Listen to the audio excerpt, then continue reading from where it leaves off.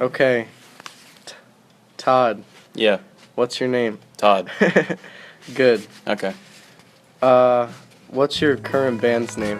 Well, I'm in 2 bands right now. I'm in ukulele and I'm also in Pink Pots. Well, I am Pink Pots. You are Pink Pots. Yeah. With the help of some others.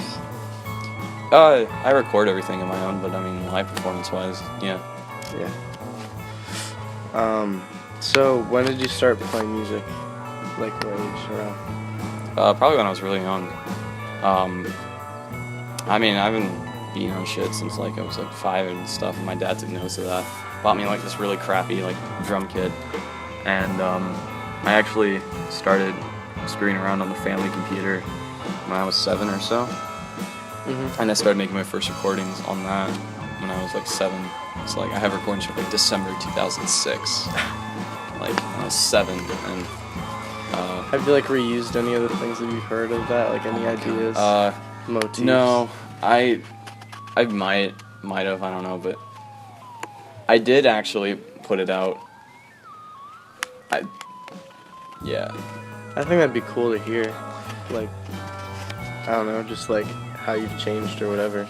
Yeah. So why did you start? Was there a reason? Like when you were so young, or just? I mean, like I said, I've just been naturally doing it. I mean, I dug up a VHS tape of me when I was like months old, just like with my sister just holding me and we're just playing this piano, and I'm just like doing that on it, not really playing notes, but just like trying to bang out something. Yeah. So it's just natural, I guess. So what are like your biggest influences, not just musically, but just in general, like people that you sort of just dig with, like I mean, what they do? I'm an INTP, so I mean, I like experiences a lot. Experiences, like just new sounds, new ideas, etc. I try to think outside of the box, but outside of that box. So not really like people that have influenced you, but like experiences, like stuff that I people have guess. done. And people too. Is there like any one that specifically comes to mind? Not really. Not really. Just like it's a just culmination of a lot of different things. Yeah. Really influenced by like current stuff.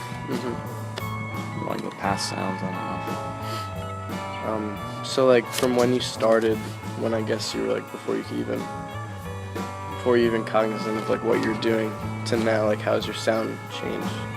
Well, I've always been like interested in weird stuff. Because like I said, like when I experimented on the Windows XP when I was like 8 or something, I wasn't really allowed on the internet, but I always spent all my time on the computer, so doing that, I just like found whatever was on the computer and just screwed around with it. Like I remember finding this like program, and there's just like this sound clip of like incorrect user. So it's some guy saying incorrect user, and I somehow sped that up and made a beat out of it in Windows XP Sound Recorder. Now keep in mind that this is like just one track and it's just really crappy, and it was I don't even know how I did it now, like, but it's just so stupid to look back on. So like not really like a change, you've just always done what you wanted and just like, made what you wanted. Not really cared about it. Like yeah. I tried doing that, you know, like when I was like 10 and my sisters moved out, who like was like they got me into like Postal Service and like Death Cab for Cutie and like Aphex Twin when I was like 7 or 8. And so they've had like a big influence. Yeah, and my dad started playing classic rock and stuff, and he you know, got me into this music lessons class, being a huge rockist, only like classic rock, and then I started getting back into weird stuff eventually. I got in an EDM phase, and that was fun. I'm glad that. But I'm out of that now. I hated producing EDM, honestly, even when I was doing it. Probably like doing it over and over like gave you a headache and. Yeah, no, it was just like I could barely produce, and it's like it requires so much crap on like in every part. It's so limited, you know. Yeah, it could be anything. I just like to do what I want. So like your process, do you even have a process? I mean, you've talked about how you just do what you want. Is there like a specific way you approach making anything? I just start with whatever I want to, honestly. Like I'll start out with a cool chord progression. I'll start with a cool sound, timbre or whatever. So you just find something you like and you just build around that. Start with like a compositional process or an idea.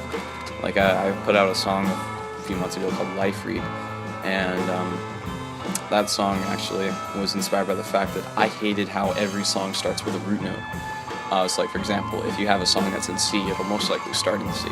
So I was like, what if I wrote a song and it didn't start on the root, it just started on some other chord. And so the song is in D major, but it starts on an F sharp minor, which is the third.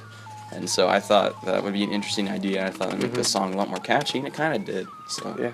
So just like you start with just any idea. Just any idea really that comes to mind, and I just write it down and go home and try to figure out how to, record it and get it out of my mind.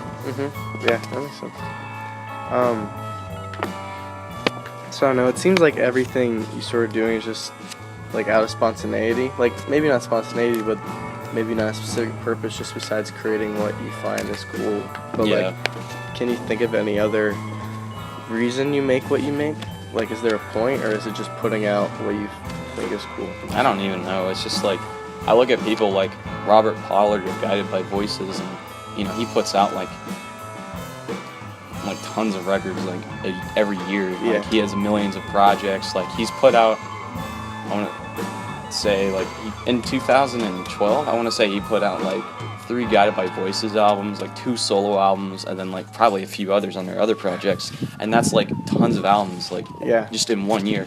And they all have the same style, some of them. Yeah, like how Wilco puts out like a ton of stuff. Yeah. It's sort of all the same, but it's still good. But it's just like, with him, and like looking at me, it's just like, I just feel like, he writes songs, I still love him, but, it feels like he's writing songs because that's just what he does. Yeah. And I feel like that's just what I do too, Yeah, that makes sense. That's cool. So it's just how we handle experiences and just do whatever. We just have to get the songs out. So it's just natural for you, like you said earlier. Yeah. That's the best reason, I think. So like your family and friends, they support this sort of. Yeah, my parents support me. The sisters support me. My family supports me. I don't really think they get like the whole. I don't know if they really care that I would care for an audience or whatever. I don't want to be some major rock star or something like that. But like, I just do it. So, I mean, they support me otherwise though, so that's good. Yeah, it's always good. It'd be hard if they didn't. So, final question. Yeah. Do you have like any plans after like post-Weddington, post-high school? I know I'm going to go to community college. I want to get at least 2 years done with that, so I can at least, like, if I ever try to do music full-time, I can at least fall back on something if I do that. Yeah. Because that's just a good thing to have. I know I'm going to go to community college, but I don't know what I'm going to do after that. Yeah, I mean, you don't need to know. I mean, I went to App State this summer, and I loved the broadcasting major that they had there, and I loved all the crap that they had set up for it, and it was really cool. So I could definitely graduate in that. I don't even know really what I'm going to do after. I just hope I can do music full time. Yeah, try to get an audience. That's what I suck at marketing though, so. Don't do marketing. Do music. All right, thanks, man.